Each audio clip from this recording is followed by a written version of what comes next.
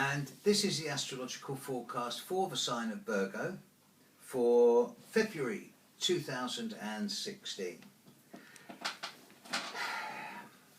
This is going to be one of those months that you'll probably remember for quite a long time, and not for the best of reasons.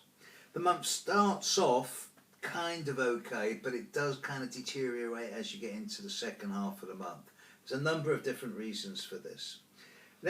First of all, let's look at what planets aren't touching you. And there's only really one, and that's Uranus in Aries. He's not affecting you. I'm not worried by Uranus.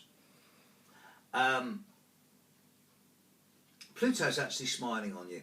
There's a few of you that are in really good psychological states. Here I'm looking at those Virgos born around the 8th, 9th, 10th of September. If you're one of these, you're going to be finding that situations are really growing slowly, solidly, dependably, in a way that's absolutely rock solid.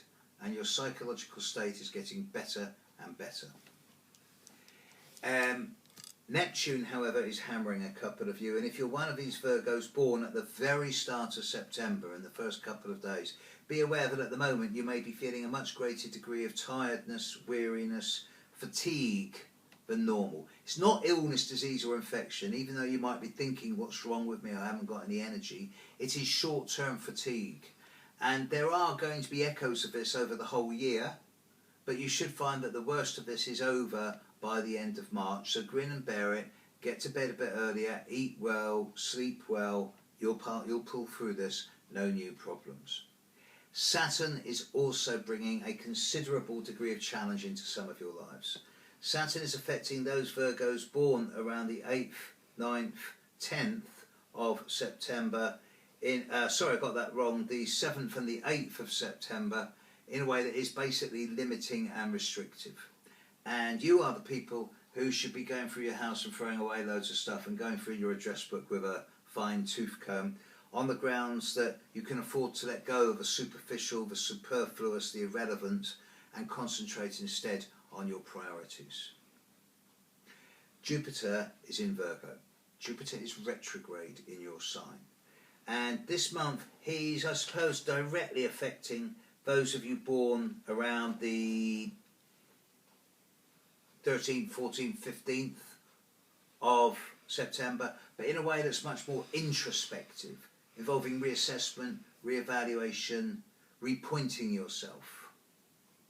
The minor planets are interesting.